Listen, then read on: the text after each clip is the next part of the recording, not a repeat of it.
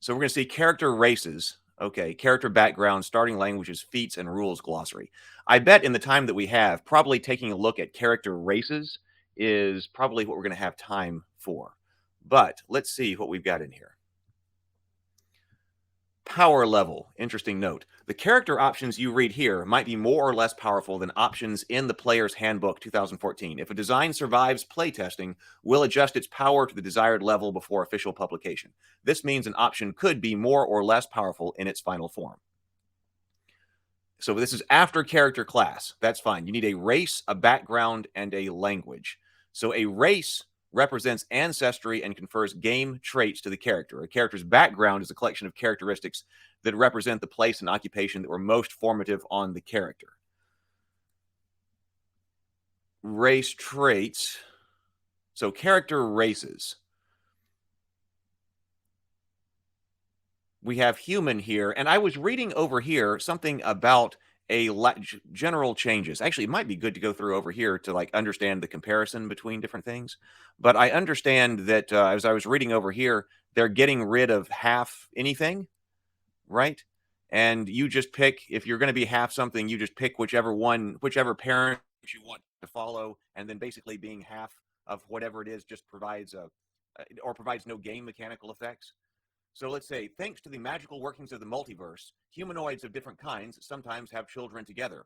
For example, the folk who have a human parent and an orc or an elf parent are particularly common. Many other combinations are possible. If you'd like to play the child of such wondrous pairing, choose 2 race options that are humanoid to represent your parents. Then determine which of those race options provides your game traits, size, speed, and special traits. You can then mix and match visual characteristics, color, ear shape, and the like of the 2 options. For example, if your character is has a halfling and a gnome parent, you might choose halfling for your game traits and then decide your character has the pointed ears that are characteristic of the gnome. Finally, determine the average of the 2 options' lifespan traits to figure out how long your character might live. For example, a child of a halfling and a gnome has an average lifespan of 288 years. Okay, so I guess that means we are getting rid of like half elf and we're getting rid of something like half orc, right? So how do we feel about that?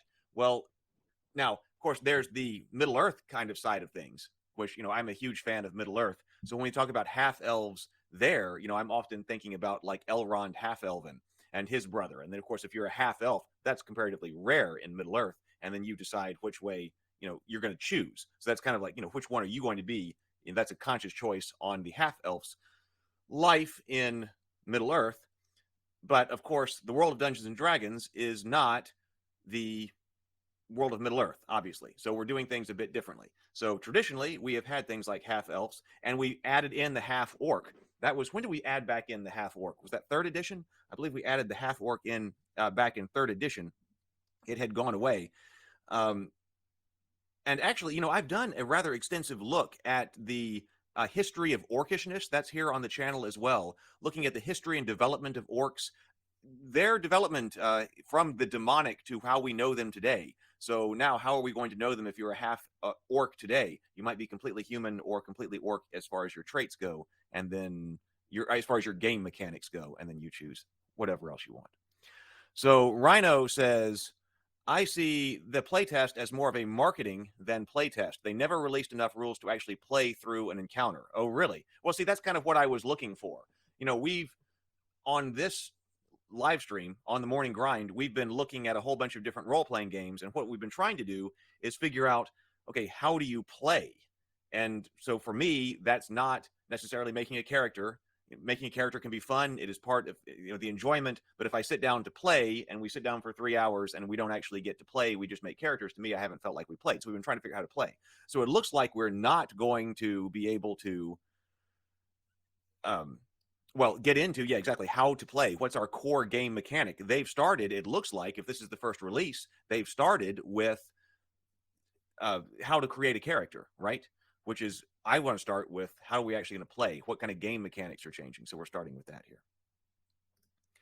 So a fairy orc would be a fork. I guess so. You could play a fork, I guess, in the game. So I guess that also means that we're not going to have limits on the kind of half orc or half combinations that you can have.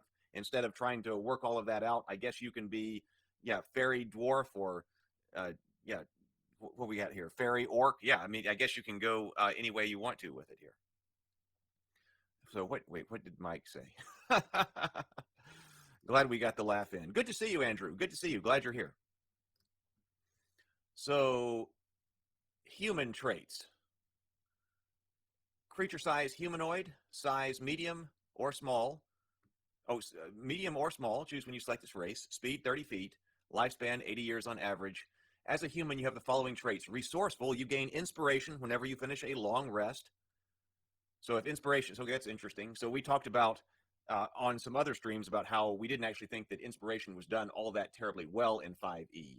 Uh, I agree that it's one of the weak points, but now we're going in kind of a different direction. That inspiration, if it's similar to how we had inspiration in the past, what that you just get it after a long rest for humans. Skillful, you gain proficiency in a skill of your choice. Versatile, you gain the skilled feat or another first level feat of your choice. Okay, so humans of many worlds. So obviously there are more different types of humans. And in the past we've also talked about, and I talked about this with Mark Tassin, who does I got his book here, The World of Ataltus, when I interviewed him. We talked about dividing, of course, the biological side of whatever you are from the social side of it. And he does that in World of Ataltus, and I think that's a great idea because, I think that sometimes we've used sub races for that. Okay, we've got this particular type of dwarf or this particular type of human, and then we've said, well, there are different types of humans or there are different types of dwarfs. They become sub races. And I think it probably does make more sense to try to combine a here's your biological characteristic, select that over here, and then here's your social characteristic based on your culture and where you grow up, and combine those. I think that is a good way to go, to not have just a multitude of sub races. So is this an example of a human?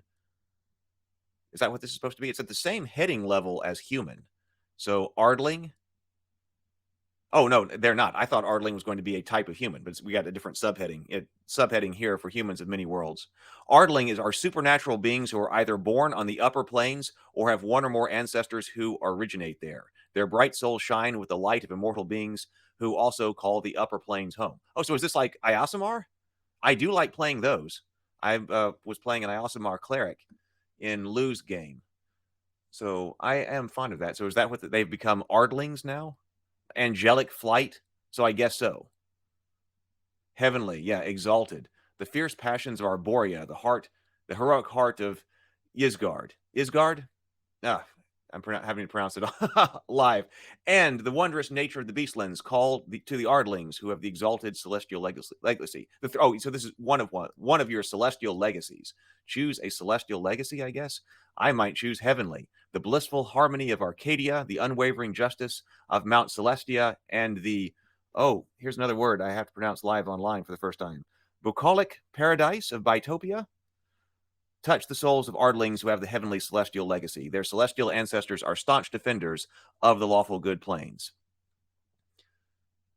What else have we got? Dragonborn right here. So they're making a return. They showed up in 5th, right? They may have showed up in 4th. I don't know. I didn't play 4th. Dwarf. Classic. Elf. Actually, let's see what's going on with Dwarf. Medium size. Dark vision. Dwarven resistance. Resistance to poison damage. Advantage on saving throws. Dwarven toughness. Hit point maximum increased by 1. It increases by 1 again when you gain a level. Forge wise. Stone cutting. Dwarves of many worlds. So elf traits. Fey ancestry. You have advantage on saving throws you make to avoid or end the charmed condition on yourself. Classic part of being an elf in D&D, I think.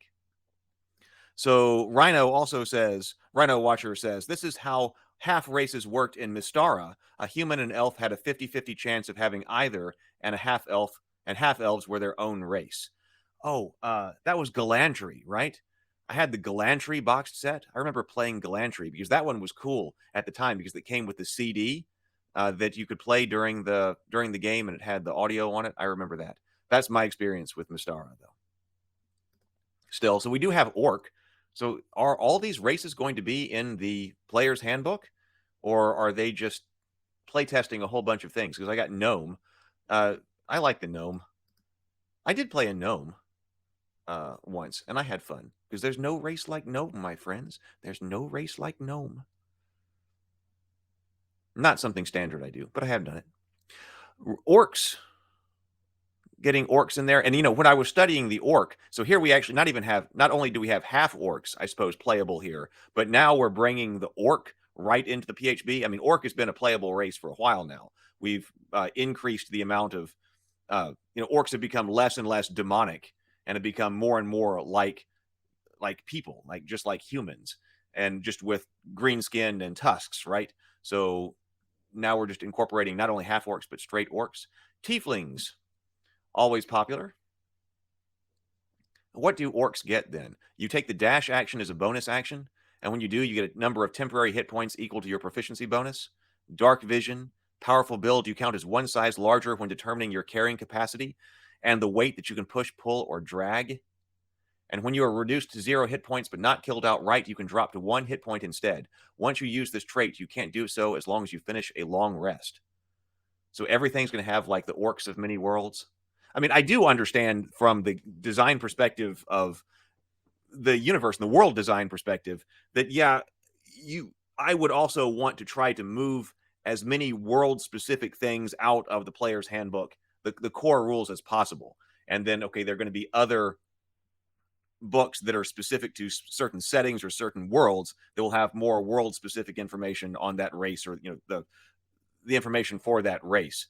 Thinking in terms of a generic system, that does make sense. But then again, I'm sure it has in the past, but recently, in the recent past, is the PHB a setting agnostic book? I mean, it's not, right? In third edition, you had the gods right there that you worship, and of course all the spells have the names of characters and things like that in it. So the flip side to that is that the PHB itself isn't setting agnostic. I mean, it's embedded in whatever Dungeons and Dragons. I guess they're calling it the multiverse now.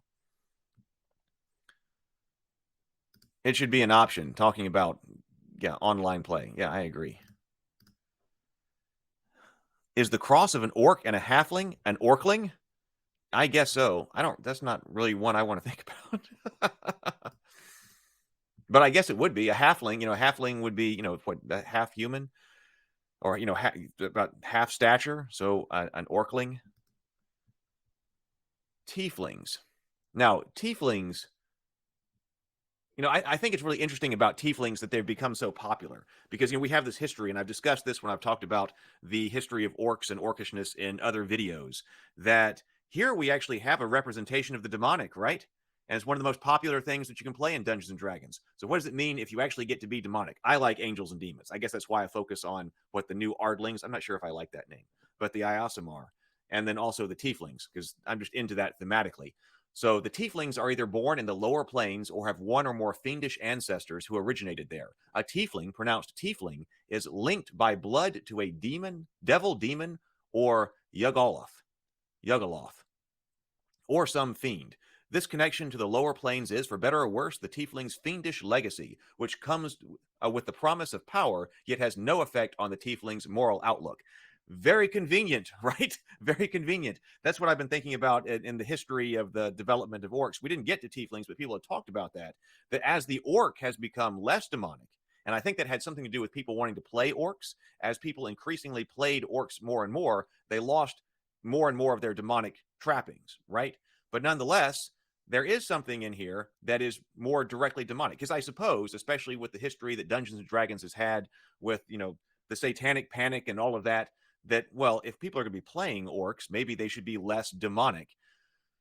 Very interesting discussion to be had on that. But now here you have the tiefling, which is actually something demonic, right? And what does that do for you? What does that mean to be demonic? I love it. It has no effect on your moral outlook. It gives you the promises of power, and it makes you cool, right? It makes you cool. You get different color skin, and you get horns, and you have a tail, and you get brightly colored eyes and things like that. Very interesting. People love it. So a tiefling chooses whether or not to embrace or lament their fiendish ancestry. The 3 legacies are as follows: the heartless entropy of the abyss, the howling chaos of pandemonium, and the vast despair of Karsai. Call to the tieflings who have the abyssal fiendish legacy. Horns, fur, tusks, black blood, and peculiar odors are common features of such tieflings, much of whom have the blood of demons coursing through their veins. Chthonic. Tieflings who have the chthonic fiendish legacy not only feel the tug of carcerai, but also the greed of Genna and the underworld gloom of Hades. See, this is obviously not setting agnostic, right? This is deeply embedded into what's going on here. Some of the tieflings look cadaverous. Others possess the unearthly beauty of an incubus or succubus, or they have physical features in common with a night hag, a Yuggoloth, or some other neutral evil fiendish ancestor. Infernal. The infernal fiendish legacy binds tieflings by blood, not only to Guyana, but to the raging battlefields of Archeron and the diabolical nine hells. Horns, spines, tails, golden eyes, and a faint odor of sulfur or smoke are common physical features of such tieflings, many of whom trace their ancestry to devils. You know, another reason I'm thinking about this is because when we were developing the Journey to the Tree of Sorrows RPG, which, like I said, is not published yet, but I was doing that with David over at Infinite Black, we had to decide what type of system we were going to write this for. And we worked on experimenting with our own system, which is still something that I really want to do, which is why we've been talking about that, you know, and system RPG development in other live streams. But, you know, one big reason why the 5th edition rule set is used so much is because everybody knows it. Not everybody, but I mean, if you're gaming, you probably play D&D. And so there is a huge advantage if you're trying to develop a new world to using the 5th edition rules because it was so accessible. And I heard somebody commenting, or I was reading somebody commenting on the idea of open licenses in other videos that I had done. And, you know, I remember when that first happened, like when the open gaming license came out with 3rd edition. I mean, that was a huge thing. I suppose we can argue the merits of it or the advantages and disadvantages and things that have happened. But on the other hand, you know, there was just been this explosion of gaming stuff. I suppose we're on the other end of the golden age. We might be in a golden age, but on the other hand, we might be on the other side of it where we're just saturated with stuff, right? But on the other hand, a lot of people know that. So if they're going to make it less accessible now, that might be a reason for you not to do stuff in 5th edition. Or maybe you have to do it in 5th edition and not the 1 D&D or whatever. Are people going to know that? Is that going to be a common kind of action resolution system for people playing in role-playing games? Of course, I'm a fan in general of having the rules support the setting when that's possible. In other times, hey, enjoy the setting, use the rules you know. So Greyhawk, yes, coming up. In 3rd edition, it was Greyhawk. Yes, I remember. In 5th edition, it's Forgotten Realms. That's right. So everything in the gods in 3rd edition was all Greyhawk. We played in a lot of Forgotten Realms. I don't know if I've ever played in Greyhawk. Probably have. I guess by default you have, right? But Forgotten Realms, I remember we'll look at this on a live stream. I've got the old AD&D Forgotten Realms box back here, campaign setting. Loved it. And so, you know, now that Forgotten Realms is probably the most popular, right? So now that it is the default setting, it's getting a lot more material. But I remember it also being the one that you had to go get the Forgotten Realms campaign setting. Lots of stuff going on over here. Innerlight says, although most of the 3rd edition computer games are in Forgotten Realms, but the 3rd edition online game is in Eberron. Oh, interesting. I've never played in Eberron. But yes, a lot of great computer games like Icewind Dale and Neverwinter Nights, right? Forgotten Realms. Didn't play as many of those as I would like. Mike says, I remember the Satanic Panic. Excuse me. I remember the Satanic Panic. My argument to those folks was if they played cops and robbers as kids, did that make them more likely to be robbers? Yeah, I hear you. I hear you. Rhino Watcher says, 4th E has a new default setting too. Becoming D&D had Mystara. Or Becoming D&D had Mystara. They always change the default world in a new edition. Oh, I didn't know that was always something they're going to do. So, Fiendish Legacy. Where we were just saying that. I wanted to read more about that. Tiefling traits. Oh, we just read that. Tiefling creature humanoid, size, speed, lifespan. So we got Dark Vision, Fiendish Legacy. You are a recipient of a Fiendish Legacy that grants you supernatural abilities. Choose a legacy from the Fiendish Legacy table. Abyssal associated with chaotic evil planes. Chthonic associated with neutral evil planes, or Infernal associated with lawful evil planes. You gain the 1st level benefit of the chosen legacy. Starting at 3rd edition, and again at Starting at third edition. Starting at third level, and again, starting at third edition, and again at fifth edition. Starting at third level, and again at fifth level, you gain the ability to cast a higher level spell with this trait, as shown on the table. Once you cast the spell with this trait, you can't cast the spell with it again until you finished a long rest. So, resistance to poison damage, poison spray cantrip, resistance to necrotic damage, chill touch cantrip, resistance to fire damage. You also know the firebolt cantrip. Sickness, hold person, ray of enfeeblement, hellish rebuke, and darkness. I understand why tieflings are popular. Intelligence, wisdom, or charisma is your spellcasting ability and otherworldly presence. You know the thaumaturgy cantrip. When you cast it with this trait, the spell uses the same spellcasting ability as you use for your Fiendish Legacy trait. All right. So, okay, so we're not endless here. That seems like if that's all of them that are going into the PHB, that is a pretty good spread of races. Lots of characters to potentially play.